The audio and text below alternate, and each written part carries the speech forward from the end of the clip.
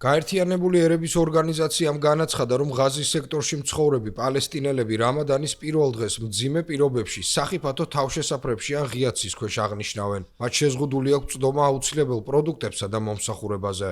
გაეროს გენერალური მდივნის სპიკერმა სტეფან დუჟარიკმა ასევე განაცხადა, რომ რაფაჰის გადასასვლელზე არა დამაკმაყოფილებელი პირობებია. მისი თქმით, გაერო შესაბამის ორგანოებთან თანამშრომლობს, რათა უზრუნველყოს უსაფრთხო პირობები. სასურსათო დახმარებასთან დაკავშირებით დუჟარიკმა აღნიშნა, რომ გაერომ და მისმა პარტნიორებმა განაწილების დრო ისე შეარჩიეს, რომ რამადანის პერიოდში მარხვის საათებს დამთხვეოდა. ჩვენი კოლეგები გვეუბნებიან, რომ ღაზის მასშტაბით ოჯახები რამადანის პირველ დღეს მძიმე პირობებში აღნიშნავენ.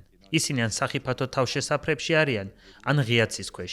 მათ ფაქტობრივად არ აქვთ წვდომა აუცილებელ პროდუქტებსა და მომსახურებაზე. ჩვენ და ჩვენი პარტნიორები ვესტუმრეთ ხელახლა გახსნილ რაფაჰის გადასასვლელს და შევნიშნეთ ხარვეზები ძირითად საშუალებებთან დაკავშირებით. ხალხი ვერ სარგებლობს ტუალეტით, არ არის ხელების დასაბანი ადგილი. შეკრების პუნქტებში ჰიგიენა არ არის დაცული. ადამიანებს გრძელ რიგებში უწევთ დგომა, ხშირად შეზღუდულია ჩრდილის მქონე ადგილები. არ არის საკმარისი მოსასვენებელი ადგილები.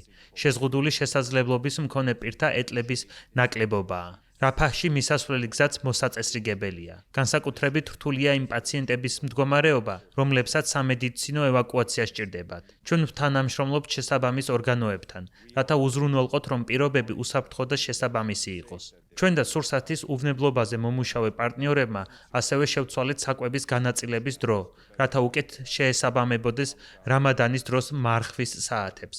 ეს ყველაფერი იმისთვის კეთდება, რომ აქაურობა არ იყოს გადატვირთული, განსაკუთრებით იფტარის ვახშმის წინ. რამადანის დროს მორწმუნე მუსლიმები ყოველდღიურად მარხულობენ გამთენეიდან მზის ჩასვლამდე. ეს პერიოდი ღვთისმსახურების, რელიგიური აზროვნებისა და ქველმოქმედების დროა. ჩვეულებრივ პირობებში ამ თვეს ოჯახები და მეგობრები სიხარულით ახსავსენი ერთად ატარებენ დროს, თუმცა ამჟამად ღაზაში სხვა ვითარებაა. ღაზის ჯანდაცვის სამინისტროს მონაცემებით ისრაელის სამხედრო შეტევამ 72,000-ზე მეტი პალესტინელი იმსხვერპლა, რამაც ფართომასშტაბიანი ნგრევა გამოიწვია. მოსახლეობის ძირითადი ნაწილი კი იძულებით გადაადგილებულად აქცია.